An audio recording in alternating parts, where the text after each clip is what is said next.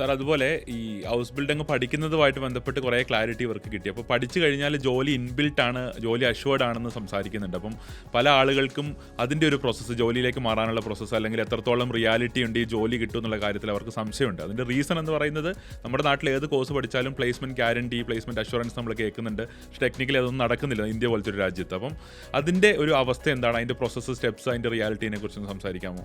Actually house building programme ഒരു പഠനത്തിലുപരി ഒരു job training പ്രോഗ്രാമാണ്.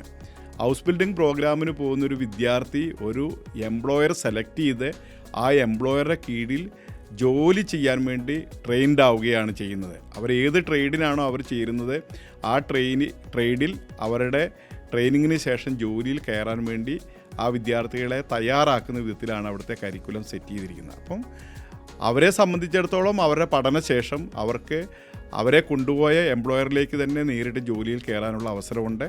അല്ലെങ്കിൽ അവർക്ക് ജർമ്മനിയിലെ ഏത് എംപ്ലോയറിലേക്കും അവർക്ക് സ്വിച്ച് ചെയ്ത് ജോലി ചെയ്യാനുള്ള ഓപ്പർച്യൂണിറ്റി ഉണ്ട്. ഹൗസ് ബിൽഡിംഗ് പ്രോഗ്രാമിൻ്റെ പ്രത്യേകത എന്ന് പറയുന്നത് അതിൻ്റെ പഠനം കഴിയുമ്പോൾ ആ പർട്ടിക്കുലർ മേഖലയിൽ ലൈസൻസ്ഡ് ആയിട്ട് വർക്ക് ചെയ്യാനുള്ള എഫിഷ്യൻസി ഉള്ള ഒരാളായിട്ടാണ് നമ്മൾ മാറുന്നത്. ഇപ്പോൾ നമ്മൾ നേഴ്സിംഗ് പഠനമാണ് നടത്തുന്നതെങ്കിൽ നമ്മളൊരു രജിസ്റ്റേർഡ് നേഴ്സാണ് ഹൗസ് ബിൽഡിംഗ് പഠനം കഴിയുമ്പോൾ നമ്മൾ ആയിത്തീരുന്നത്. അതുപോലെ തന്നെ ഏത് ട്രേഡിൽ പഠിക്കുമ്പോഴും ആ ട്രേഡിലുള്ള ഒരു രജിസ്റ്റേർഡ് വർക്കറായിട്ടാണ് നമ്മൾ മാറുന്നത്. അപ്പോൾ നമുക്ക് പഠിച്ച ആ സ്ഥാപനത്തിൽ തന്നെ ജോലി ചെയ്യാനോ അല്ലെങ്കിൽ നമുക്ക് ഇഷ്ടമുള്ള സ്ഥലത്തേക്ക് മാറി ജോലി ചെയ്യാനുള്ള ഓപ്പർച്യൂണിറ്റി ഉണ്ട്. ഇവിടെ നമ്മുടെ പഠനവും ജോലിയും തമ്മിൽ യാതൊരു വിധത്തിലുള്ള ഗ്യാപ്പുമില്ല.